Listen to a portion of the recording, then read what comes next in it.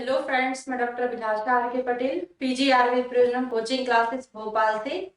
जैसे हमने एक नई क्वेश्चन सीरीज स्टार्ट की है कि हमको प्रीवियस ईयर के क्वेश्चन पेपर सॉल्व करना है डेली। तो अभी तक हमने बीएचई 2000 का पेपर सॉल्व किए हैं। उसमें हमने 2 पार्ट कंप्लीट कर लिया है। उसका आज लास्ट है। थर्ड पार्ट में हमारा पूरा बीएचई 2000 का पेपर कंप्लीट हो जाएगा। तो चलिए स्टार्ट करते हैं। 100 क्वेश्चन तक हमने प्रीवियस क्लास में कर लिया है। 100 से लेके 129 क्वेश्चन तक, जो कि पूरा पेपर कंप्लीट हो जाएगा आज। तो 101 नंबर का क्वेश्चन है, विच one is the primary symptom of intestinal obstruction. Intestinal obstruction का प्राइमरी सिम्टम क्या होता है? वोमिटिंग, स्पाज्मोडिक पेन, बोथ या नन? तो इसका सही आंसर बोथ, मतलब वोमिटिंग स्पाज्मोडिक पेन दोनों के दोनों मिलते हैं हमको इंटेस्टाइनल ऑब्स्ट्रक्शन में। ठीक है। सेकंड है 102 नंबर का है, pseudo diabetes is related with metabolism, gastritis, pancreatitis और। तो पैंक्रियाटाइटिस आपको पता है, डायबिटीज है ना, इंसुलिन कहां से निकलता है? इंसुलिन निकलता है पैंक्रियाज की बीटा सेल से निकलता है। ग्लूकेगॉन होता है जो पैंक्रियाज के ही अल्फा सेल से निकलता है। दोनों का काम एक दूसरे से विपरीत होता है। तो डायबिटीज भी इसी से रिलेटेड होगी। हाँ, सूडो डायबिटीज तो पैंक्रियाटाइटिस सही आंसर है। नेक्स्ट क्वेश्चन है, विच one is devoid from phagocytosis activity. मतलब निम्न में से कौन सा फैगोसाइटोसिस एक्टिविटी से संबंधित नहीं है? डिवॉइड मतलब क्या है? संबंधित नहीं है। तो इसके 2 आंसर सही हैं। क्या क्या है? एक लिम्फोसाइट, एक बेसोफिल। इसके अलावा एक और होता है इओसिनोफिल। इओसिनोफिल भी नॉन फैगोसाइट होता है। ये 3 जो हैं ये नॉन फैगोसाइट होते हैं। ठीक है। इनमें जो मोनोसाइट, न्यूट्रोफिल होते हैं, इसमें ये फैगोसाइट में होते हैं। तो याद कर लेना, एक ट्रिक है, एम के बाद एन लिख लेना। तो एम एन दोनों फैगोसाइट में आता है। Next, which one is not in the symptom of uremia. निम्न में से कौन सा यूरेमिया का सिम्टम नहीं है? तो प्लूराइटिस, रेज्ड यूरिया, रेज्ड क्रिएटिनिन, ये सब मिलता है यूरेमिया में।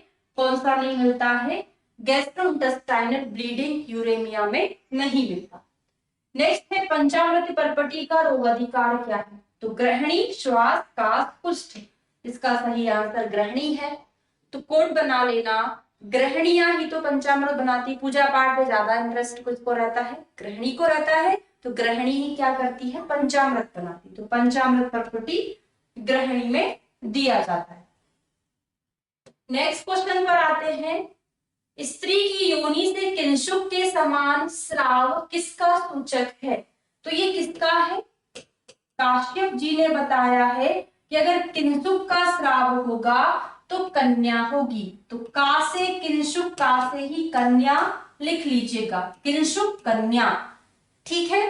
किंशुक, किंशुक किसका पर्याय है? कभी पलाश दे दिया आपको तो पलाश का पर्याय होता है किंशुक। एक और क्वेश्चन लिखेंगे, पुत्र की उत्पत्ति होती तब कौन सा होता है?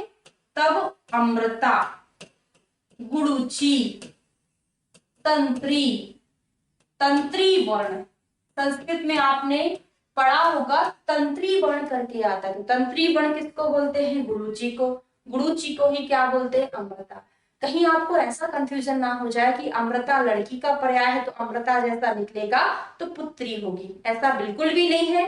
अमृता, गुरुचि, तंत्री बोले तो पुत्र की उत्पत्ति, और कन्या बोले तो पुत्री, सॉरी किंशुक बोले तो कन्या, मतलब पुत्री की उत्पत्ति होती है।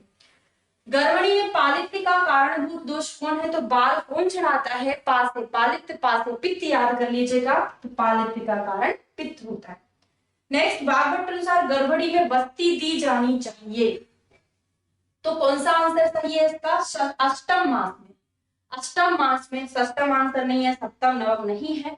तो बागभट्ट के अनुसार अष्टम मास में। अब ये जो क्वेश्चन है बड़ा कंफ्यूजिंग क्वेश्चन है, इसको थोड़ा सा मैं क्लियर करना चाहूंगी।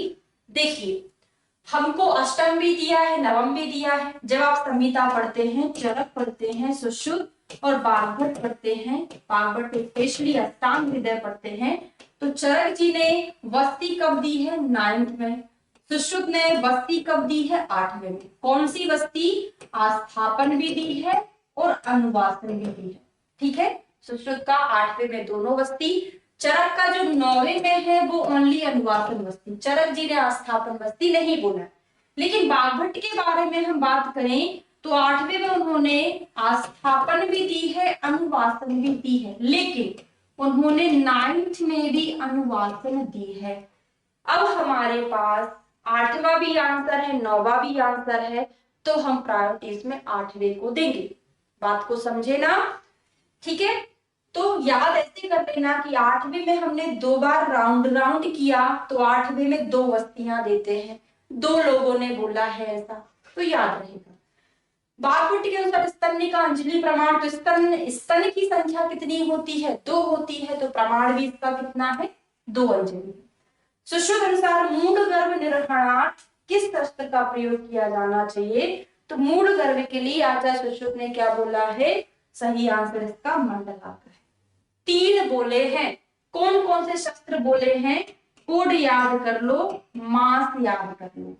मास, M फॉर मंडलाग्र, A फॉर S फॉर शंकु, और एक और आता है अंगुली शस्त्र। A फॉर क्या है? अंगुली शस्त्र। तो मास से आपको 3 चीजें आ जाएंगी याद, कि तीनों चीजों का प्रयोग हम मूल गर्भ के निर्धारण के लिए करते हैं। अब एक और बहुत इंपॉर्टेंट पॉइंट आता है यहाँ पर, अर्धचंद्रानन। अर्धचंद्रानन इस शस्त्र का प्रयोग किसने किया है?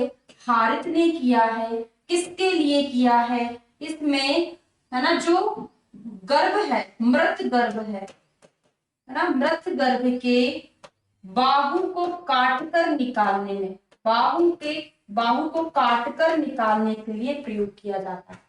ठीक है, उदावरता क्या है? उदावर्त को उदावर्त नहीं पढ़ लेना है। उदावर्त तो क्या है? उदर की बीमारी हो जाएगी, तो ये उदावरता है, जो एक क्या है?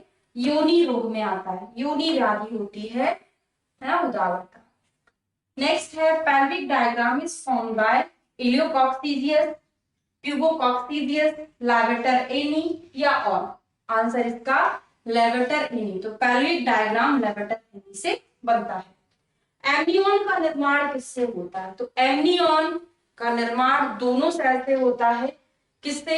एक साइटोट्रोफोब्लास्ट और एक्टोडर्मल जर्म लेयर, ये दोनों मिलकर एमनियन का निर्माण करती है।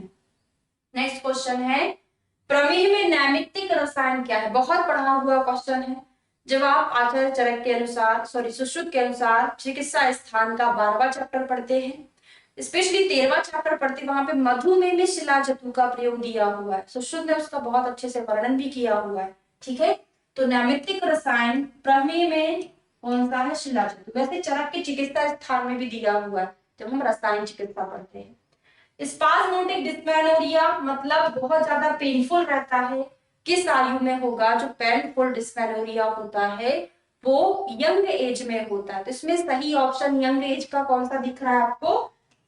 15 to 35, 15 से लेकर 35 वर्ष में स्पाज्मोटिक डिस्मेनोरिया होता है। सुश्रुत जी के अनुसार नवजात शिशु को जन्म के दूसरे दिन क्या दिया जाता है? तो जब हम राम लक्ष्मण भरत शत्रुघ्न का नाम लेते हैं तो दूसरे नंबर पर कौन है? राम के बाद लक्ष्मण। तो दूसरे दिन क्या दिया जाता है? लक्ष्मणा सिद्ध घर दिया जाता है। पहले दिन क्या देते हैं? तो प्रथम दिन देते हैं अनंता मिश्रित मधु सर्पी। दूसरे दिन अनंता सिद्ध घृत देते, मधु सर्पी नहीं, ऑलरेडी सिद्ध घृत। दूसरे दिन लक्ष्मणा सिद्ध घृत, फिर वो पानी तल में मधु घृत मिलाकर देते हैं, बराबर मात्रा में ना हो ऐसे करके आता है। वायु तलवांतर्गत नमयंती, आपका जो तलवा है वो डिप्रेस हो जाए, दब जाए। कब दबेगा? जब आपके मस्तूलों का स्राव होगा। तो मस्तूलों का स्राव होने से तलवा दब जाता है। तो आंसर मस्तूलुम 6 का लक्षण है। लास्ट में 118 नंबर का क्वेश्चन है, 1 वर्ष के बालक की लंबाई कितनी होती है? तो 1 वर्ष के बालक की लंबाई 75 सेंटीमीटर होती है। अब ये 50 सेंटीमीटर क्या होता है? बर्थ के टाइम, एट बर्थ उसका लंबाई कितनी है? 50 सेंटीमीटर होती है। ठीक है, अब इसमें देखिए बर्थ के टाइम में 50 सेंटीमीटर होती है और बर्थ के टाइम पे वेट कितना होता है? तो वेट है 2.5 to 3 kg होता है। अब आपसे 2 क्वेश्चन और पूछे जाते हैं कि जो बच्चा है उसका वेट दुगना कब हो जाता है और जो लंबाई है वो दुगनी कब हो जाती है। ठीक है, तो जो वेट होता है वो दुगना हो जाता है 5 महीने में। बहुत बार क्वेश्चन पूछे गए हैं एग्जाम में दोनों। और जो लंबाई है 50 सेंटीमीटर का बच्चा था, इसकी 100 सेंटीमीटर कब हो जाएगी? कब हो जाएगी? ये हो जाएगी 4 साल में, है ना। लंबाई बढ़ने में टाइम लगता है ना, हर साल बढ़ेगी तो कितना लंबा व्यक्ति हो जाएगा, है ना। तो 4 साल में लंबाई दुगनी हो जाती है। कुकर खांसी का उद्भवन काल कितना होता है? 2 से 3 है, 7 से 14 है, 15 से 30 है और 2 से 5 है। तो इसका सही आंसर क्या होगा? 7 से 14। लगभग हफ्ते 2 हफ्ते में कुकर खांसी बन जाती है। हफ्ते 2 हफ्ते याद रखोगे तो 7 से 14। शोणित वर्णनीय अध्याय किसका है? तो विधि शोणितीय चरक का है। विधि शोणितीय अध्याय चरक का है। सूत्र स्थान का 24 नंबर का चैप्टर है। सा से सुश्रुत, सा से शोणित वर्णनीय, सुश्रुत का शोणित वर्णनीय, सूत्र स्थान का 10 कम 14। 10 कम 14 मतलब इनका 24, इसमें से 10 हटा दोगे 14 बन जाएगा। ठीक है, कपाल भेदन, क्रेनियोटोमी में हम क्या शस्त्र प्रयोग करते हैं? तो क्रेनियो में कपाल है, का से ही कपाल आता है, का से ही करपत्र आता है, तो करपत्र का यूज करते हैं। Vector of Japanese encephalitis is mosquito, butterfly, fish और फ्लाई। तो फ्लाई से होती है, तो याद कर लेना, हमको जापान जाना है तो फ्लाइट से जाएंगे। जापान जाने के लिए फ्लाइट से जाना पड़ेगा। ठीक है, नेक्स्ट है hyperventilation is seen in alkalosis, bronchiolitis, ascites और नन। इसका सही आंसर एल्कलोसिस होगा। What is the meaning of azotemic diabetes? Hematuria, uremia, albuminuria और स्पर्मेचूरिया। तो 124 का आंसर क्या है? दूसरा है यूरेमिया। असाध्य भगंदर, तो असाध्य भगंदर शतकोना कुष्ठगिरी परिस्रावी उन्मार्ग, शतकोना कुष्ठगिरी परिस्रावी, फिर उन्मार्गी, समूह कावर्द उन्मार्गणी भगंती, ऐसे करके आता है श्लोक। शतकोना में कौन सा दोष है? वात है, उष्ठगिरी में पित्त है, परिस्रावी में कफ है, शंभु कापट में सन्निपात हो, यही भगंदर क्या होता है? असाध्य होता है। Cancer of parathyroid gland is associated with squamous cell, acinar cell, mucoperitoneal cells या और सही आंसर एसिनल सेल। तो जो पैराथायरॉइड ग्लैंड में जो कैंसर होता है वो किससे एसोसिएटेड होता है? वहां पर एसिनल सेल्स पाई जाती है, उससे एसोसिएटेड होता है। रामस्टेड ऑपरेशन का संबंध किससे है? हृदय, अपेंडिक्स, गर्भाशय और अमाशय। तो अमाशय में हम रामस्टेड ऑपरेशन करते हैं। जब हम कुछ पॉइंट पढ़ते हैं सर्जरी के, वहां पे सारे पॉइंट आपके कवर होते हैं।